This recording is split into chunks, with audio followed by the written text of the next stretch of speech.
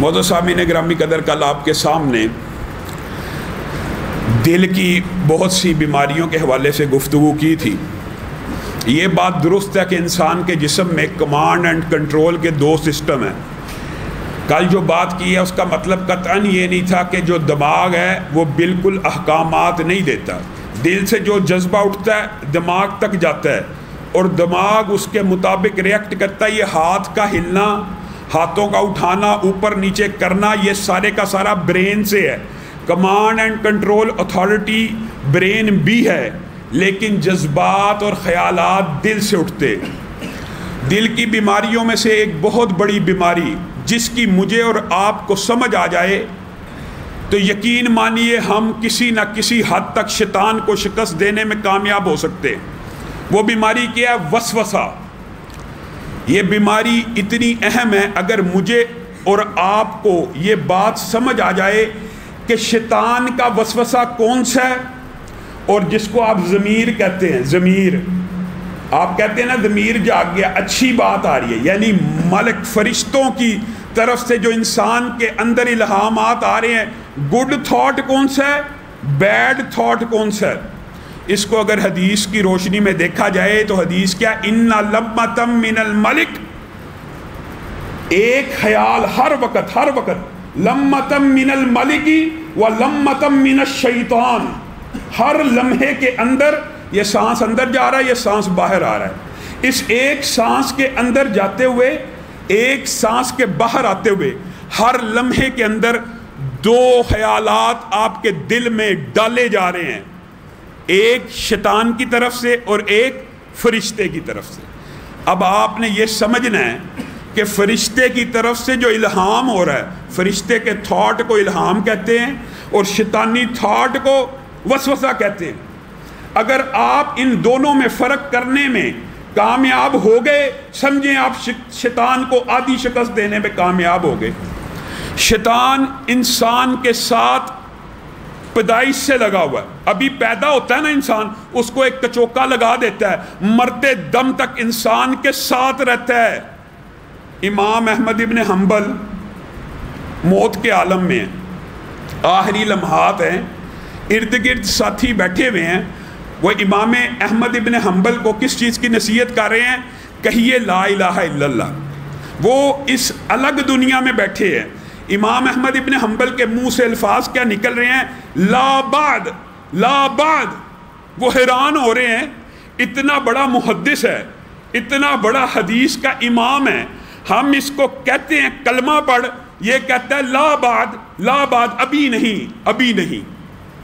امام احمد ابن حنبل کچھ ہوش میں آتے ہیں، ساتھی پوچھتے ہیں اے امام، ہم نے تو آپ سے کہا تھا کلمہ پڑھ لیجئے، لا الہ الا اللہ کہہ دیجئے، آپ بار بار لا بعد، لا بعد کہتے تھے۔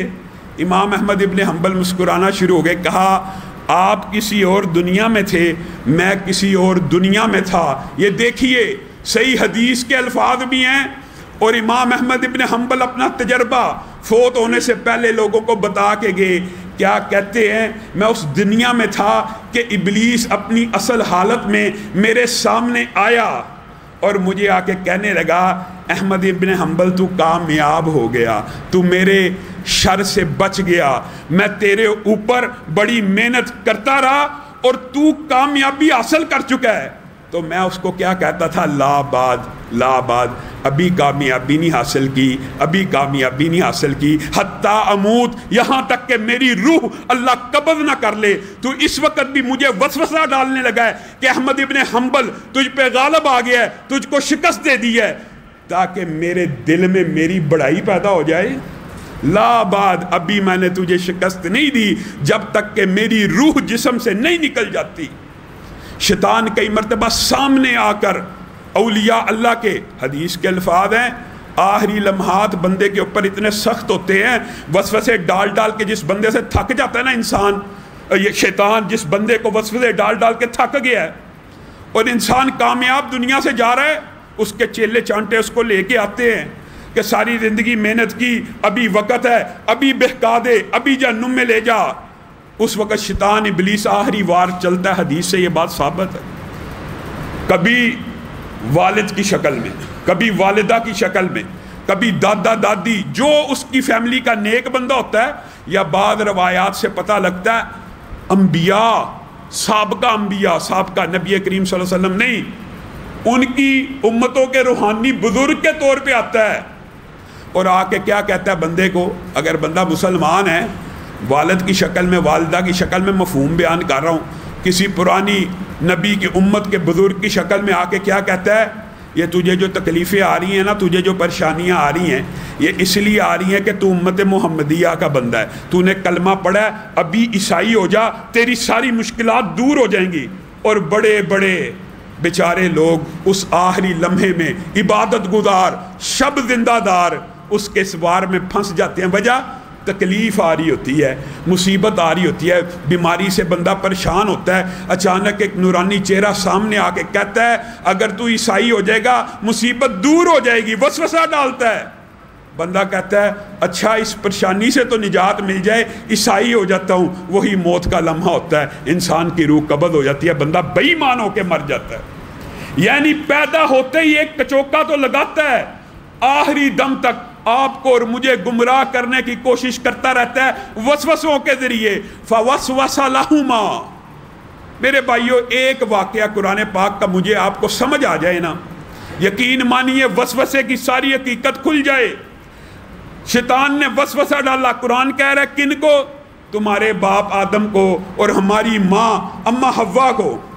کس طرح؟ وَقَاسَمَهُمَا انی لکما لمن الناصحین۔ کتنی عجیب بات ہے، اللہ تعالیٰ نے کتنا خوبصورت منظر پیش کر دیا ہے۔ آج آپ نے گرد و نواح میں اگر اس کلمے کو سوچنا ہو، آدم کے پاس اور حوا کے پاس جا کے کیا کہتا ہے؟ وَقَاسَمَهُمَا، قسمیں کھانے لگا، اللہ کی قسم، اللہ کی قسم آدم انی لکما لمن الناصحین، میں تیرے ساتھ بڑا مخلص ہوں۔ وسوسہ ڈالنے کا طریقہ دیکھیے، وسوسہ تو ڈالا لیکن ڈالا کیسے؟ قسمیں کھا کے۔ کس کی؟ اللہ کی۔ میں اللہ کی قسم کھا کے کہتا ہوں میں تیرے ساتھ مخلص ہوں۔ امی حوا کے پاس گیا، امی جان کو کہا حوا میں آپ کے ساتھ مخلص ہوں۔ کیا خلوص ہے آپ کا؟ آپ جنت میں ہیں، اللہ تعالیٰ نے کیا آپ کو کسی نعمت سے روکا ہے؟ نہیں روکا۔ کسی پھل سے روکا ہے؟ نہیں روکا۔ پھر آپ یہ بتائیے، یہ وسوسہ ہوتا ہے۔ وسوسہ یہ ہے شکوک پیدا کرنا، شبہات پیدا کرنا، خیالات۔ یہ جتنے فلاسفر، ایتھیسٹ، یہ سارے کے سارے جب انسان کی دماغ کے اندر وسوسہ پیدا کرنے چاہتے ہیں یہی کلیہ استعمال کرتے ہیں۔ ہر نعمت کو کھانے کی اجازت دی، اس درخت کو کھانے کی اجازت کیوں نہ دی؟ بس وسوسہ ڈالنا تھا، اور قسم کھائی میں آپ کے ساتھ مخلص ہوں۔ پہلے یہ وسوسہ ڈال دیا، سوال پیدا کر دیا کہ اس کو کھانے کی اجازت کیوں نہیں دی، پھر جواب بھی خود سکھا دیا۔ کیا کہا؟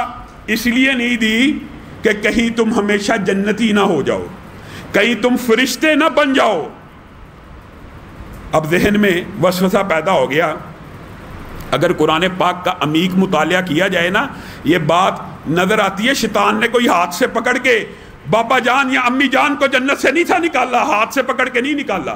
فَدَلَّاهُمَا بِغُرُورٍ، یہ جو لفظ ہے اس بات کے اوپر دلالت کرتا ہے، یہ ڈول سے ہے۔ ادلا دلوا جو یوسف کے قصے میں آتا نا، ڈول پھینکا، یہ وہاں سے ہے۔ دَلَّاهُمَا یعنی آہستگی کے ساتھ پے در پہ رسی دراز کرتا گیا، ڈول کی طرح۔ جیسے ڈول انسان پھینکتا ہے، پھر پھینکتا ہے کنویں کے اندر، پھر پانی بھر جاتا ہے، اس طرح آہستہ آہستہ ان کو دھوکے میں اتارتا گیا، ذہن میں اشکالات پیدا کرتا گیا، حتیٰ کہ وہ جو شک تھا نا، وہ جو وسوسہ تھا، پہلے تو شک تھا، پہلے تو اشکال ہوتا ہے۔ جیسے معاذ اللہ آپ سے ایتھیسٹ پوچھتے ہیں تو پھر اللہ کو کس نے بنایا؟ ایک سوال پیدا کر دیا، ایک اشکال پیدا کر دیا کہ آہستہ آہستہ یہ وسوسہ، یہ وہم دل میں جگہ پکڑے گا، اور پکڑتا ہے۔ وسوسوں سے بچنا چاہیے۔ یہ شیطانی وسوسے کا اور رحمانی کلیے کا فرق پتہ چل جائے۔ آپ یہ دیکھیے اس واقعے کے اندر بھی شیطان نے مجھے اور آپ کو دھوکے میں ڈال دیا۔ کیا عبرت تو یہ پکڑنی تھی کہ اس واقعے سے نتیجہ کیا نکلتا ہے، ہم بات کے پیچھے بھاگنا شروع ہو گئے. وہ کون سا درخت تھا جو بابا آدم نے کھایا؟ وہ کون سا پھل تھا؟ وہ کہیں سیب تو نہیں تھا، وہ کہیں گندم تو نہیں تھی. یہ اس لیے واقعہ نازل ہوا کہ ہم اس پھل کے پیچھے بھاگنا شروع کر دیں؟ اس لیے نہیں نازل ہوا. اللہ تعالیٰ مجھے اور آپ کو یہ سمجھانا کچھ اور چاہ رہا ہے. ہمیں ایسا وسوسہ شیطان نے یہاں پہ بھی ڈال دیا. ہر وقت وسوسہ ڈالتا رہتا ہے. اس پھل کے پیچھے بھاگ رہے ہیں. پھل کا پتہ چل جائے گا تو کیا ہو جائے گا؟ اور یہ بھی بات یاد رکھیے، نتیجہ کیا تھا؟ بابا آدم اور امی حوا کا تو پتہ ہی نہیں تھا. بھول پن ہوگا کہ کوئی اللہ کی قسم کھا کے بھی جھوٹ بول سکتا ہے، کوئی اللہ کی قسم کھا کے بھی دھوکہ دے سکتا ہے، کوئی اللہ کی قسم کھا کے بھی. نیت کیا تھی؟ ایمانداری سے بتلائیے. آدم کی نیت کیا تھی؟ کہ ہمیشہ پھل کھا لوں، ہمیشہ جنت میں رہ لوں. نیت نیک تھی کہ بد تھی؟ آج اسی قسم کے وسوسے شیاطین الانس آپ کو ڈالتے رہتے ہیں. یہ عمل کر لو، یہ عمل کر لو، جنت میں داخل ہو جاؤ گے. آدم کو بھی یہی وسوسہ ڈالا گیا کہ یہ پھل کھا لو، ہمیشہ کے لیے جنت میں داخل ہو جاؤ گے. لیکن کیوں نہیں تھا کھانا؟ کیونکہ اللہ تعالیٰ نے اجازت نہیں دی. میں نے آپ نے عمل کیوں نہیں کرنا؟ چاہے جتنا مرضی بڑا امام فقیہ محدث ہمیں کسی کام کی دعوت دے رہا ہو، ہم نے وہ کام نہیں کرنا جب تک اس کے اوپر رسول اللہ صلی اللہ علیہ وسلم کی مہر موجود نہیں. مہر موجود ہے. وسوسے سے اس طرح بچنا ہے. وسوسہ شیطان ڈالتا ہی رہتا ہے، ڈالتا ہی رہتا ہے. میں آپ کو حیران کن بات بتاتا ہوں. اللہ رب العزت نے ایک جگہ دکھ کا بھی اظہار کیا. فَتَتَّخِذُونَهُ وَذُرِّيَّتَهُ أَوْلِيَاءَ مِن دُونِي. اللہ تعالیٰ نے وَهُمْ لَكُمْ عَدُوٌّ بِئْسَ لِلظَّالِمِينَ بَدَلًا. اللہ ایک جگہ اپنے دکھ کا اظہار کر رہا ہے، دکھ کا، کہ یہ شیطان تمہارا دشمن ہے. یہ شیطان تمہارا کھلا دشمن ہے، عدو مبین ہے. اس کے ساتھ دشمنی کرو. اللہ کہہ رہا ہے اس کے ساتھ دشمنی کرو، دوستی مت کرو. أَفَتَتَّخِذُونَهُ وَذُرِّيَّتَهُ أَوْلِيَاءَ مِن دُونِي وَهُمْ لَكُمْ عَدُوٌّ. دوستی کرنی ہے تو میں رب سے کرو. بِئْسَ لِلظَّالِمِينَ بَدَلًا. تم کتنے ظالم ہو، تم اچھے رب کو چھوڑ کر شیطان کو دوست بناتے ہو. سمجھانا کیا چاہ رہا ہے؟ یہ نقطہ سمجھ لیں، بات کو ختم کروں گا. کتنا عظیم نقطہ ہے. آپ کا، میرا والد، دادا کسی بندے کے ساتھ جھگڑا ہو گیا ہو، اس بندے نے مقدمہ دائر کیا ہو عدالت کے اندر، کیسز چل رہے ہوں، والد یا دادا کیس ہار چکا ہو. میں ایک مفہوماً بات سمجھا رہا ہوں. آپ کے باپ دادا آپ کو کیا نصیحت کر کے جائیں گے؟ یار اس بندے سے بچ جانا، یہ بڑا ظالم ہے، اس نے ہمارے پہ مقدمے کیے، ہمیں عدالت میں پھنسایا، ہمیں وہاں سے ہروایا.